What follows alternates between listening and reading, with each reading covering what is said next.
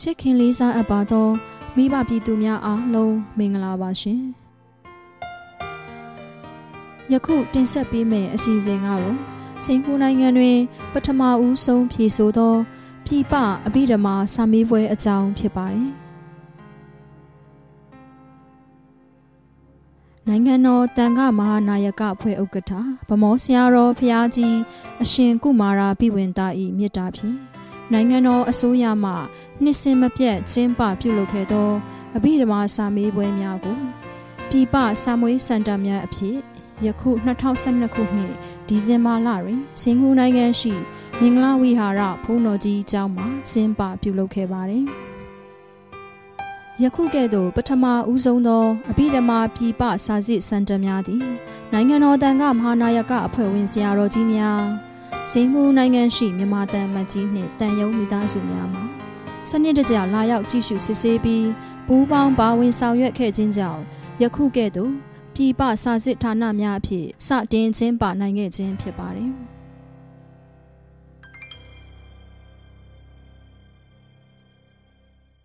ဒီကျောင်းကတော့ဦးဇင်းတို့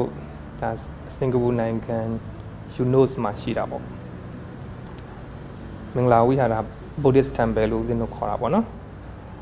အဲ့တော့ဒီမှာလက်ရှိကတော့ကျောင်းတိုင်းဆရာတော့စိတ်တရာပေါ့မြန်မာဘုန်းတော်ကြီးပါပဲအဲ့တော့ဒီကျောင်း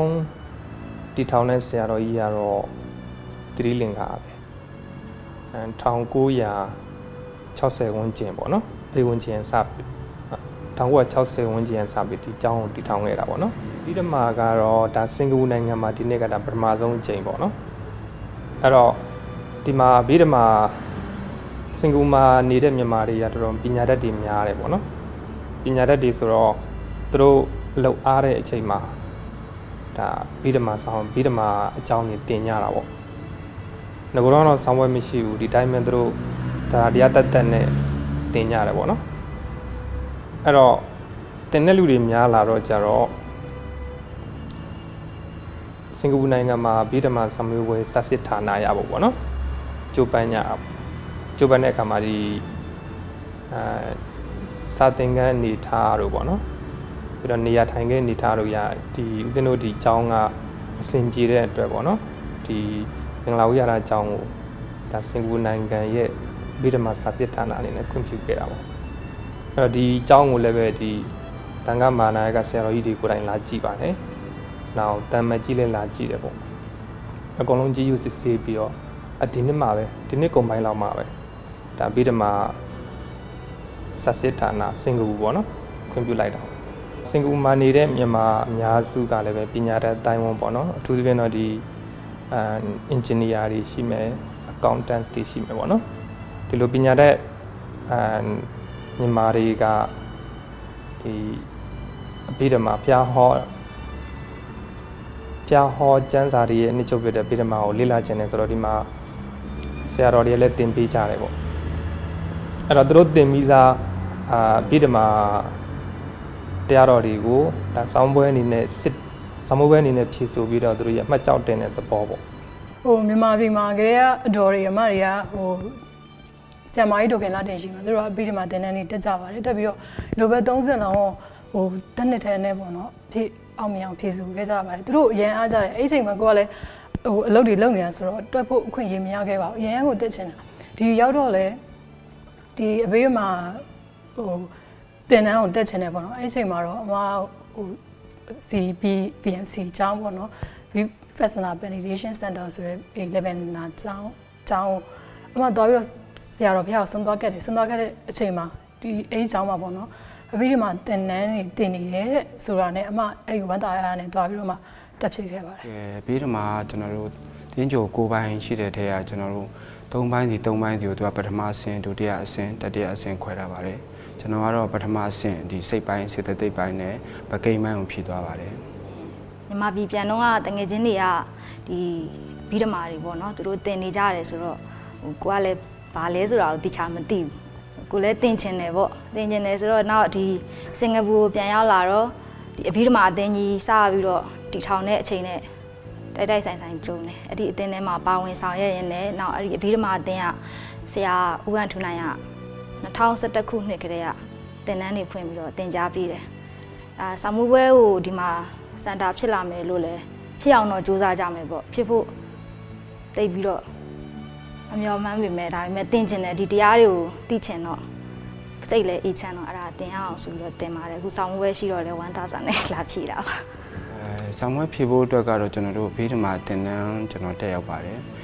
ဒီကျွန်တော်တို့ဘေးဓမ္မာအသင်းစင်ကာပူမှာရှိတဲ့တဲကကျွန်တော်တို့ဒီကိုအန်ထူးနိုင်ဆိုတာကတော့လူပုဂ္ဂိုလ်ပေါ့သူကနေကျွန်တော်2011 ဇန်နဝါရီလောက်ကနေပြီးတော့ဘေးဓမ္မာတင်နန်းကျွန်တော်တို့ပို့ချတဲ့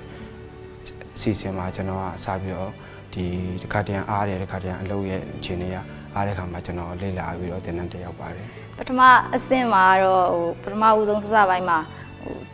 စာတွေကိုကြေနေအောင်ပေါ့နော်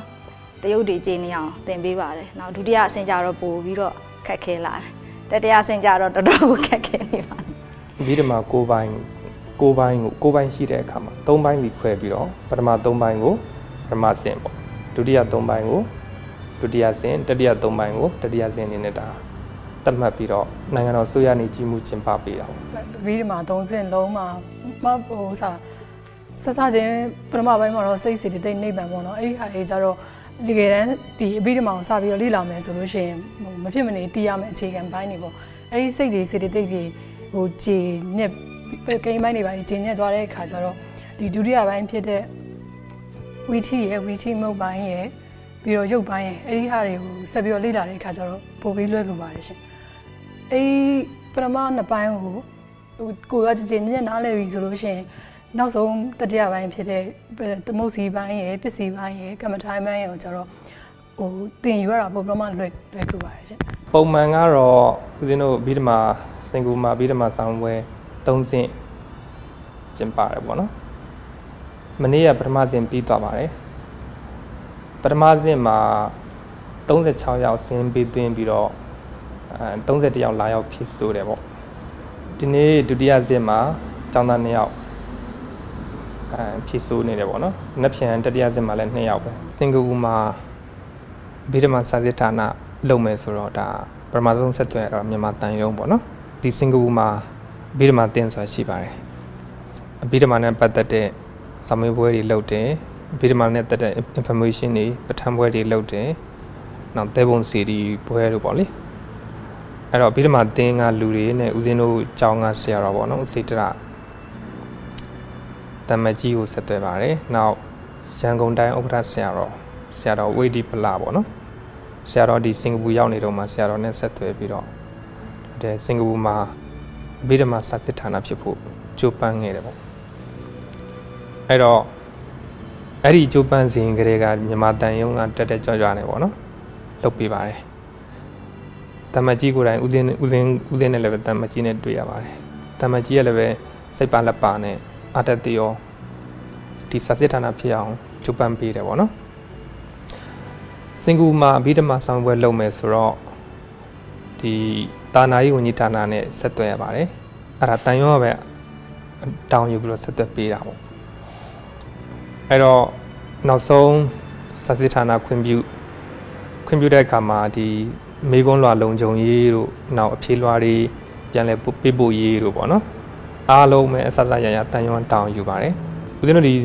စောင်းပွဲကြီးကြပ်ရေးမှာလည်းပဲမြန်မာတန်ရွှန်းကအရာရှိတယောက်လွတ်ပေးတယ်ပေါ့နော်ဒီနေ့ဆိုလို့ရှိရင်တန်မူကြီးကိုယ်တိုင်လာပါတယ်တန်မူကြီးက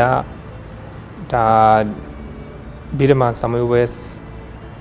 ဒီမေကွန်းလွှာတွေယူပြီးတော့အထီကိုလာပါတယ်နောက်ဒီရဖြည့်ဆိုပြီးတဲ့အဖြေလွှာတွေကိုလည်းပဲတန်ရွှန်းကိုယူသွားပါတယ်ဒါတန်ရွှန်းအနေမှာတစ်ဆင့်တာနာယုံညီဌာနကိုတောင်းယူပြီးတော့ပို့ပေးမှာဖြစ်ပါတယ်။ဆက်စချင်းဆိုလို့ရှိရင်အရင်တော့တရားတွေနာတယ်ပေါ့နော်။တရားနာတယ်တရားစခန်းတွေသွားတယ်။ဟိုပရိသတ်သမုပ္ပါအကြောင်းတွေပြောတယ်။ဟိုအဲ့မှာဆိုဥပဒံဆိုတာတော့ပါတယ်။ဒါပေမဲ့အဲ့ဥပဒံဆိုတာဘာလဲဆိုတာဟိုတတိစာမသိဘူးပေါ့။နောက်ပြီးတော့အဲ့ဟိုအဝိဇ္ဇာတို့သင်္ခါရတို့ဆိုတဲ့အကြောင်းအရာတွေကိုကနားနဲ့တော့ယဉ်နေတယ်ဒါပေမဲ့သူ့ရဲ့အတိတ်တွေတည်ချာမသိတဲ့ခါကျတော့ဟိုမှန်းထားသလောက်ပေါ့နော်သူ့နားမလည်ဘူးပေါ့အခုဒီလိုမျိုးတင်လိုက်တဲ့အခါကျတော့တရားတော်များများကိုလည်းဆရာတွေဖျားတွေဟောထားတဲ့တရားတွေရဲ့အတိတ်ပဲကိုလည်းပို့ပြီးတော့မှသဘောပေါက်လာတယ်အရင်တော့ဆိုရင်စာအုပ်တုပ်ဖတ်တယ်ပေါ့နော် ကိုချင်းပြီးတယ်မှာဆိုတော့စာအုပ်ကိုဖတ်တယ်အဲ့လိုဖတ်တဲ့အခါကျတော့နားမလည်ဘူးစာအုပ်ရဲ့တဝက်လောက်ပဲရှိသေးတယ်ဆက်ပြီးတော့မဖတ်နိုင်တာလည်းမဖတ်ဖြစ်ဘူးပေါ့ဒီပြီးတော့မှသင်တန်းတက်ပြီးတော့မှပြန်ဖတ်တဲ့အခါကျတော့အလွယ်တကူပဲဖတ်လို့နားလည်သွားတယ်ပေါ့နော်တရားထိုင်တဲ့အခါကျတော့အရင်တော့တရားထိုင်တယ်ဆိုတော့ဒီဖောင်းတဲ့ပိန်နေပေါ့နော်အဲ့ဒီဟာကိုမှတ်ရတယ်ဆိုတော့သိတယ်ဒါမဲ့ဒီဥစ္စာကိုမှတ်လို့ရှိရင်ဘယ်လိုမျိုးအာယုံဘယ်လိုစိတ်ကိုဘယ်လိုမျိုးထားရမလဲမထွက်တော့ဘယ်လိုမျိုးထိန်းချုပ်ရမလဲပြီးတော့ဒီဟာရဲ့နောက်ဆုံးပန်းနိုင်ရပါလဲပေါ့နော်စသည်ဖြင့်ကိုကအရင်တော့ဇဝေစပါပဲထိုင်ဆိုလို့သာထိုင်လိုက်တာပေါ့နော်တည်တဲ့လောက်ထိမသိဘူးအခုဆိုလို့ရှိရင်ဝိပဿနာကမ္မထံပိုင်းမှာတင်တဲ့အခါကျတော့ဝိပဿနာဉာဏ်စဉ်10ပါးဆိုတာလည်းတည်တယ်တွေ့ကြုံရမယ်ဒီဩဘာဒဆိုတဲ့အနေအတွေကိုလည်းကိုကနားလည်သွားတဲ့အခါကျတော့ဘယ်အောင်ရှောင်ရမယ်ဘယ်အောင်ဆောင်ရမယ်ဆိုတာလေတေချာသိတယ်ပေါ့နော်မေတ္တာကမ္မတရားအားထုတ်တဲ့အခါကျလို့ရှိရင်မေတ္တာကမ္မထံဆိုလို့ရှိရင်လည်းဒီဒေါသအားထွက်နေတဲ့အချိန်မှာဆိုကိုမေတ္တာပို့လိုက်တယ်ပေါ့အဲ့လိုမျိုးပို့လိုက်တဲ့အခါကျတော့စိတ်ကအရန်ကိုငြိမ်တာမြန်သွားတယ်အရင်တော့ဆိုရင်ဘာလို့ရမှန်းကိုမသိဘူးပေါ့နော်အခုဆိုစိတ်ကိုဘယ်လိုမျိုးချိန်ချုပ်ရမလဲဆိုတာပို့တော့မှသိလာကျွန်တော်ကတော့ငယ်စဉ်လေးကတော့ကျွန်တော်ဖခင်ကလည်းဒီပါသုံးလုံးဝိပဿနာပေါ့လေအခုလည်းရွှေတုံဖရာရှေ့ဘက်မှာရှိပါတယ်အဲ့ဒီတည်းကကျွန်တော်တို့ငယ်စဉ်ပေါ့ရှစ်တန်းကျောင်းသားဘဝတွေကနေကျွန်တော်ဒီဘာသာရေးနဲ့ယဉ်ကျေးထားရဆိုတော့တိတ်ခက်ခဲတော့မရှိဘူးတို့ပါတော့လည်းကျွန်တော်တို့ကျောင်းသားဘဝလူသမားဘဝနဲ့လုပ်ခဲ့တဲ့အခါကျတော့အစဉ်တစ်စိုက်ပေါ့လေ့လာမှုကျွန်တော်တို့ကမရှိခဲ့ဘူးဆိုတဲ့အခါကျတော့အသစ်ပြန်လဲပြီးတော့ကိုယ်ကလေ့လာရတဲ့သဘောရှိပါတယ်ဒီမှာကပျော်ပါးတွေလိုက်စားမယ်ဆိုရင်လည်းမကုန်ဘူးပေါ့ဒါပေမဲ့အလုပ်ထဲမှာလည်းသူကလည်းသူ stress တွေရှိတယ်တခါဒီအပျော်ပါးတွေလိုက်စားရုံနဲ့အဲ့ဒါတွေကလည်းပြည်သွားတာလည်းမဟုတ်ဘူးအဲ့တော့ဒီကလူငယ်တွေတော်တော်များများလည်းလုပ်ပါတယ်အဲ့လိုမျိုးရိတ်တာတို့ဘာလို့ဝင်တယ်ပေါ့နော်နောက်ရိတ်တာတွေဝင်တရားတွေနိုင်အဲ့ထဲမှာပါတယ်တရားတွေပေါ့အဲ့ဒါတွေကတေချာသိရရင်ပို့ပြီးတော့သိကျင်တဲ့စိတ်တွေပိုများလာတယ်ပိုများလာတော့ဒီရဲ့အဘိဓမ္မာတွေရှိတယ်ဆိုတာလည်းနောက်ဒီဆီယာမာကြီးဒေါခင်လာတင်တို့ဓမ္မဖြူပါတို့ပါတယ်အဲ့ဒါနေပြီးတော့သိရတော့ဒီတရားတွေကိုသင်ရရင်ကောင်းမယ်ဆိုပြီးတော့သင်ဖြစ်ကြတယ်ပေါ့တကယ်လားသင်တော့လေတကယ်ကိုစိတ်ငြိမ်းချမ်းတယ်ဒီမှာလူငယ်တော်တော်များများကတည်တလောက်ပေါ့နော်ပတ်ဝန်းကျင်မှာဆိုလို့ရှိရင်သူတို့တွေကတရားအားထုတ်ချင်ကြတယ်တရားထိုင်ချင်ကြတယ်ရတဲ့အချိန်မှာတရားပွဲတွေကိုတရားတနာကြတယ်ဒါပေမဲ့ဒီမှာအဲ့ဒီမှာဟောကြားတဲ့တရားတွေကိုကိုနည်းနည်းပို့ပြီးတော့ဒီအဘိဓမ္မာတွေတင်တော့နည်းနည်းပို့ပြီးတော့သိလာတော့ပို့ပြီးတော့ကျင့်နေရတယ်ဝမ်းသာရတယ်ပေါ့နော်ပြီးတော့စိတ်လည်းပို့ပြီးအေးချမ်းပါတယ်ပြီးတော့ဒီမှာရောက်နေတာကြာပြီဆိုတော့ပျော်စရာတွေကလည်းအဲ့လောက်ကြီးတော့လည်းမဟုတ်ဘူးပေါ့နော်တကယ်တော့အဲ့ဆိုကိုအားတဲ့အချိန်မှာဒီတရားကိုလုပ်ပေါ့နော်အဲ့ဒါလေးကကိုယ့်အတွက်စိတ်လည်းအေးချမ်းတယ်ပြီးတော့အလုံးမှာဆိုလည်းအေးချမ်းချမ်းဖြစ်တယ်ကဲကျွန်တော်အနေနဲ့ကတော့ဒီအဘိဓမ္မာဆိုတာကတော့မြတ်စွာဘုရားရဲ့တကယ်ကိုပေါ့လေအဘိဓမ္မာဆိုတဲ့အဓိပ္ပာယ်အတိုင်းပဲထူးမြတ်တဲ့ဓမ္မတွေပေါ့လေဆိုတဲ့အခါကျရိုးဓမ္မတွေမြင့်မြတ်တယ်အဲဒါကြောင့်အဘိဓမ္မာကျွန်တော်မြင်တော့ဗုဒ္ဓဘာသာတွေမဟုတ်ဘူးဒါတခြားဘာသာကြားတွေပါပေါ့လေလေ့လာတဲ့နဲ့ live ကတကယ်ကို daily ပေါ့လေ apply လုပ်လို့ရတယ်ဆိုတဲ့ဓမ္မဖြစ်တာကိုကျွန်တော်အနေနဲ့ဒီဗုဒ္ဓဘာသာဝင်တွေရောတခြားဘာသာဝင်တွေပါကျွန်တော်ပြောကြားလိုပါတယ်ဟုတ်ကဲ့စင်ကာပူမှာဆိုလို့ရှိရင်တော့ဒီဘုန်းတော်ကြီးကျောင်းတော်တော်များများမှာသင်ပေးပါတယ်သင်ပေးတယ်ပေါ့နော်နောက်ဒီမှာအဘိဓမ္မာအသင်းကြီးလည်းရှိတယ်အသင်းကြီးအနေနဲ့လည်းသင်တန်းကဒီမင်္ဂလာဝိဟာရကျောင်းမှာဆရာတော်တွေသင်ပေးတယ်အဲ့ဒီကျောင်းမှာဆိုလို့ရှိရင်သူကအပတ်စဉ်စနေနေ့တိုင်း9နာရီကနေပြီးတော့မှ10နာရီခွဲထိသင်ပေးပါတယ်ဒီအဘိဓမ္မာနဲ့ဆိုင်တဲ့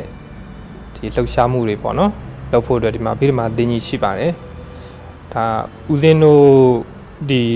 မင်္ဂလာဝိဟာရကျောင်းကိုခြေပြုတ်ပြီးတော့သူတို့လည်းပဲဒီပဋ္ဌာန်းရဖတ်ပွဲတော်ဒီလုပ်ပါတယ်။နောက်အဘိဓမ္မာစနေနေ့မှာဆိုလို့ရှိရင်အပတ်စဉ်တိုင်းအဘိဓမ္မာသင်တန်းရှိပါတယ်။နောက်တနင်္ဂနွေနေ့မှာပဋ္ဌာန်းရဖတ်ပူဇော်ပွဲရှိပါတယ်။ဒါတော့လူပုဂ္ဂိုလ်တွေပေါ့နော်ဒီမှာဒီစင်ကာပူမှာလာပြီးလှုပ်နေကြတဲ့လူပုဂ္ဂိုလ်အယောက်30 40အဲ့လိုလာပြီးတော့ပဋ္ဌာန်းရကြတယ်ပေါ့ဒီစနေနေ့မှာလုပ်တဲ့ဗီဒီမာဆောင်းပွဲမှာဆိုလို့ရှိရင်လည်းပဲ33 35ရောက်အဲ့လိုစသဖြင့်လာပြီးတော့ဒါတင်နန်းလာတက်ကြပါတယ်သူတို့ဦးစင်းတီးတလောက်ဆိုလို့ရှိရင်သူတို့တေဘုံစီရီပူဇော်တေဘုံစီရီပွဲပေါ့နော်စတဲ့ဒီလိုအခြားဒီဘာသာရေးနဲ့ဆိုင်တဲ့ လှုပ်ရှားမှုတွေလည်းသူတို့လုပ်ကြပါတယ်ဒီအဘိဓမ္မာစာမေးပွဲဖြစ်ဖို့အတွက်ကိုလည်းပဲဒါအဘိဓမ္မာအသင်းကြီးအနေနဲ့ဒါပါဝင်ပြီးတော့ပူးပေါင်းဆောင်ရွက်ပါတယ်လူငယ်တွေကိုပို့ပြီးတော့အားပေးပါတယ်ငယ်တုန်းဆိုတော့သူကစာရီရှိတော့ဟိုကျောင်းသားတွေကစာကြက်ရတာပြောတယ်ပဲထားလိုက်ပေါ့ဒါကျလို့ဟိုအချင်းစင်ပြေတဲ့အချိန်ပေါ့နော်လူကြီးတွေတက်လာတက်ကြပါတယ်အဲ့ဒီလူကြီးဆိုရင်နောက်သိရတဲ့ဆရာမတယောက်ဆိုသူကတရားထိုင်နေပေါ့ထိုင်တော့စာမသိလို့လားမသိဘူးပေါ့နော်တရားမတက်ဘူးဆိုပြီးတော့စာလာတင်တယ်အဲ့လိုမျိုးလည်းရှိတယ်ငယ်တုန်းမှကိုကဒါတွေတင်ထားရင်ဘုရားဘာသာတွေကကြီးလာရင်တနေ့ကျရင်တရားတွေပါရေးထိုင်မှာပဲအဲ့တော့အားထုတ်ကြမယ်ဆိုတော့ပို့ပြီးတော့ဟိုအစင်ပြေနဲ့မြန်ဆန်ကိုလိုချင်တဲ့ပန်းတိုင်ကိုရောက်နိုင်တာပေါ့ဒီနေ့ကျင်းပတဲ့ပရမအချိန်မှာပုံမှန်ဦးဇင်းတို့မျှော်မှန်းတာတော့90ဝန်းကျင်မျှော်မှန်းတာပေါ့နော်ဒါပေမဲ့လည်းတချို့ကလည်းပဲဂျိုနေပြင်စင်ချိန်နေတာရောတချို့ကျတော့လည်းဝင်ရောက်ဖြစ်ဆိုမှအားမလို့အားမရဖြစ်တာပေါ့နော်အဲ့တော့နောက်နေ့မှဖြစ်မယ်ဆိုပြီးတော့ရွှေဆိုင်တာတွေရှိပါတယ်တချို့လည်းပဲဒီ information ရတာနောက်ကျတဲ့အတွက်ဒီဖောင်မသွင်းနိုင်ဘူးပေါ့နော်အဲ့တော့နောက်နေ့ဆိုရင်ဦးစင်းတင်တာတော့ဟိုနှစ်ဆဝန်းကျင်လောက်ထိပုံများလာမယ်လို့လည်းထင်ပါတယ်ငယ်တော့တရားတွေပါနာရတဲ့ခါကျတော့တရားနာရတယ်လူဘဝဆိုတာရခဲ့တယ်ပေါ့နော်အဲ့ဒီရခဲ့တဲ့လူဘဝမှာလည်းဒီဘုရားမစာဖရာ၄သိန်းချင်းနဲ့ကဘာတသိန်းပါရမီဖြည့်ထားတဲ့ဒီသာသနာတော်နဲ့ကြုံမှုဆိုတာလည်းခက်ခဲတယ်ပေါ့အဲ့ဒီလိုခက်ခဲတဲ့သာသနာတော်နဲ့လည်းကြုံလာပြီးလူလည်းဖြစ်လာပြီးဆိုတဲ့အချိန်မှာဒီမြတ်စွာဘုရားရဲ့ဒီတရားတော်အနှစ်ဖြစ်တဲ့အဘိဓမ္မာတရားကိုလည်းဟိုသင်ခွင့်ရတယ်ပေါ့နော်အဲ့လိုမျိုးဒီလူဘဝဖြစ်တုံးဒီဗုဒ္ဓဘာသာနဲ့တွေ့ကြုံတော့သင်တန်းနေပေးနေတဲ့အချိန်ခေါင်းဆိုတာတကယ်ပဲဇုံတောင်းကြုံခဲဒုံလပတ်တရားထဲမှာပါတာပေါ့နော်အဲ့လိုမျိုးတရားကိုလက်မလွတ်ဘဲနဲ့ဒီဟိုလူဆိုတာဒီစင်ကုန်မှာကျတော့လူတော်များများကတိုးတက်ရတိုးတက်ကြောင်းရှာဖွေကြတာပဲတင်တန်းနေတက်တဲ့ဒီစီဝါရေးတွေစားတဲ့တဘူတိုးဝအောင်တော့လုပ်တယ်ဒါပေမဲ့အဲ့လိုမျိုးဒီတဘူဝအတွက်ပဲဂျိုးကျေစုရမယ့်ဟာတွေတောင်မှကိုကချိန်ကုန်ခံဒီဝရိယတွေအားတွေစိုက်ထုတ်နိုင်သေးတယ်ဆိုရင်တန်တရားအတွက်ပါအကျိုးရှိမဲ့အဘိဓမ္မာတင်တန်းအတွက်ကောဟိုအချိန်လေးစိုက်ဝရိယလေးတွေစိုက်ပြီးတော့အားထုတ်ပေးရဆိုလို့ရှိရင်တော့ဘူဂျိုးကျေစုကတော့အရင်ညမှာသိကြပါတယ်မှန်ပါရှင်စင်ကာပူမှာတော့ကျွန်တော်အားလည်းအဘိဓမ္မာအသင်းမှာဒီအကျိုးဆောင်တယောက်အနေနဲ့ဆောင်ရွက်ခဲ့တာတစ်နှစ်ကျော်ရှိခဲ့ပါပြီတခြားတပည့်တွေလှုပ်ရင်းနဲ့အတူတူကျွန်တော်တို့ဒီလူမျိုးဘာသာသာသနာဆိုတဲ့အတိုင်းသာသနာကိုလည်းကျွန်တော်တို့ဒီပြည်ပမှာပေါ့လေမြန်မာနိုင်ငံတွေမှာမဟုတ်ပဲပြည်ပမှာအခုလိုကျွန်တော်တို့တိုးတက်ပြန်ပွားရေးမှာဟိုတပိုင်းတက္ကနာပါဝင်ရတာရဲ့တခြားကျွန်တော်တို့ဒီမှာဆင်းမှာအများကြီးမြန်မာတွေရှိပါတယ်အလုပ်လုပ်နေတာရှိပါတယ်ကျောင်းသားတွေရှိတယ်အဲ့တော့ငယ်ဒီကြီးဒီမဟုတ်ဘဲနဲ့ကျွန်တော်တို့ဒီဗုဒ္ဓရဲ့ဒီအဘိဓမ္မာကိုလေ့လာလိုက်စားပြီးတော့ကျွန်တော်တို့ daily life မှာပေါ့လေဟိုစင်ကုန်မှာကျွန်တော်တို့အများကြီးဟို stress တွေရှိတယ်အလုပ်ရဲ့ pressure ရှိတဲ့တဲ့ဒီဓမ္မတွေကိုကျွန်တော်တို့ကလေ့လာရင်းနဲ့ကျွန်တော်တို့ရဲ့ဒီ daily life ကိုကြော်လွှားကြဖို့ကျွန်တော်ကတော့တိုက်တွန်းပါတယ်ဒီအဘိဓမ္မာတင်တန်းကြီးကိုပေါ့နော်တင်ပေးတဲ့ဆရာသမားကိုလည်းကျေးဇူးတင်ပါတယ်ဒီတင်ကြားဒီဆောင်မဖြေဖို့ပေါ့နော်တကယ်တမ်းဆိုဆောင်မဖြေခွင့်ရလိမ့်မယ်လို့လည်းမမျှော်လင့်ထားဘူးပေါ့ဒီဆောင်ပွဲကြီးကိုကျင်းပပေးထားတဲ့အပြီးမှအတင်းရလူတွေရောပေါ့နော်နောက်ပြီးတော့ဟိုအမစာအုပ်တော်များများဟိုအပြီးဓမ္မဒေါင်းလုတ်ထဲကနေမယ်ကြည့်ပြီးတော့မှဖတ်ရတယ်ဆိုတော့ဓမ္မဒေါင်းလုတ်ကလူတွေကိုလည်းကျေးဇူးတင်ပါတယ်လို့ဒီစင်ကာပူတန်ရောတန်မူကြီးပေါ့နော်ဦးအောင်လက်ကိုလည်းကျေးဇူးတင်ပါတယ်ဒီเจ้าကဆရာတော်တွေအားလုံးနဲ့တကွဒီဆောင်မကြီးဖြစ်မြောက်အောင်ဝိုင်းကူညီကြတဲ့လူတွေအကုန်လုံးလည်းကျေးဇူးတင်ပါတယ်ကျွန်တော်လည်းအခုလို Skynet ကလာရောက်ပြီးတော့ကျွန်တော်ဒီဟိုပြည်ပမှာပေါ့လေဒီလိုဘေးတွေမှာဆောင်းမိုးပဲကျင်းပတဲ့အချိန်မှာလာပြီးတော့အခုလိုကူညီလာရောက်ပြီးတော့ကျွန်တော်တို့ interview တွေလုပ်တာကိုလည်းကျေးဇူးအများကြီးတင်ပါတယ်လူငယ်တွေရောလူကြီးတွေရောဘာပဲဖြစ်ဖြစ်ကိုကွယ်တဲ့ဘာသာရဲ့ဒီအထွတ်အမြတ်တရားတွေကိုပေါ့ဒီထက်ပိုပြီးတော့လေ့လာနိုင်ကြပါစေလို့ဆုတောင်းပေးပါတယ်ဦးဇင်းတို့ဒီမှာကျင်းပတဲ့ပထမဆုံးကျင်းပတဲ့ဒီစင်ကာပူနိုင်ငံရဲ့အဘိဓမ္မာစာမေးပွဲကိုလာရောက်မှတ်တမ်းတင်ပေးတဲ့ဒီ Skynet ကိုအရင်ကျေးဇူးတင်ပါတယ်